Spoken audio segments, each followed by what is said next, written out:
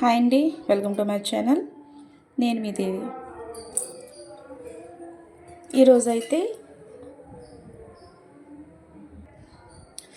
ఈరోజు పునుకుల కర్రీ చేస్తున్నానండి. పులుసు పెడుతున్నాను, చాలా బాగుంటుంది. పిల్లలు ఇష్టంగా తింటారు. వాళ్ళు అడిగారు అనేసి తెప్పించానండి. చాలా అంటే చాలా బాగుంటుంది. ముందుగా ఆయిల్ వేసుకున్నాను. ఆ తర్వాత ఆయిల్ హీట్ అయిన తర్వాత ఆనియన్స్ వేసుకోవాలి. అలాగే ఇదే ఫస్ట్ టైం మన ఛానల్ చూస్తున్నారా అయితే ప్లీజ్ ఇప్పుడు సబ్స్క్రైబ్ చేసుకోండి. అలాగే పక్కన గంట సింబల్ క్లిక్ చేయండి. నేను ఇప్పుడు వీడియో పోస్ట్ చేసిన అందరికంటే ముందు నోటిఫికేషన్ మీ దాకా వస్తుందండి. కర్రీ అయితే చాలా బాగుంటుంది. ఇందులో మసాలా పెద్ద ఏమి వేయనండి. అలాగే ఇంగ్రీడియంట్స్ కూడా ఏం పెద్ద వేయను. ఆనియన్స్, పచ్చిమిర్చి వాటితోనే చాలా మంచి గ్రేవీ ఉంటుంది. అలాగే మంచి టేస్ట్ ఉంటుంది. తింటుంటే చాలా కమ్మగా ఉంటుందండి. ఈ విధంగా మీరు కూడా ఒకసారి ట్రై చేయండి. ప్లీజ్ వీడియోకి అయితే లైక్ చేయండి. మీ ఫ్రెండ్స్కి, మీ రిలేటివ్స్కి షేర్ చేయండి. ఛానల్ సపోర్ట్ చేయండి ఫ్రెండ్స్. మనం పులుసు పెడుతున్నాను కదండి, అందుకనేసి చింతపండు వేసుకున్నాను. ఒక మీడియం సైజ్ తీసుకున్నా. టమాటా సైజ్ అని తీసుకున్నానండి. దీన్ని బాగా వాటర్లో నానబెట్టుకోవాలి. అలాగే ఉల్లిపాయ తొందరగా మగ్గడానికి సాల్ట్ వేస్తున్నానండి. చాలా తొందరగా మగ్గుతుంది.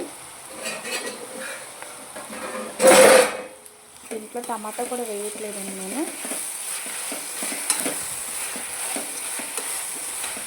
చాలా కమ్మగా ఉంటుందండి, చాలా బాగుంటుంది.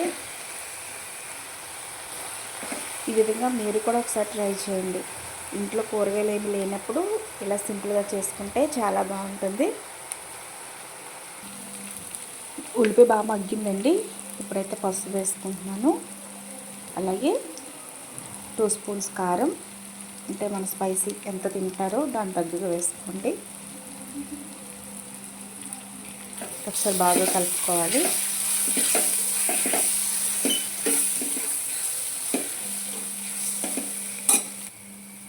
ఇప్పుడు వాటర్ వేసుకుంటున్నానండి. పులుసు పెట్టుకుంటున్నాం కాబట్టి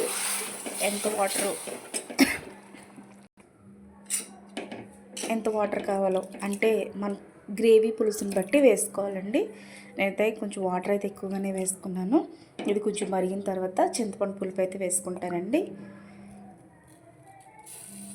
ఒక 5 నిమిషాలు మూత పెట్టేసి మరగనివ్వాలి.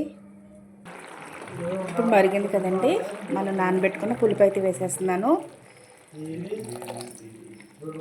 పులుసు ఇలా మరుగుతున్నప్పుడు పునుకులు అయితే వేసుకోవాలండి. చూస్తున్నారా, ఫైనల్గా కర్రీ అయితే రెడీ అయిపోయిందండి. స్టవ్ అయితే ఆఫ్ చేసేస్తున్నాను.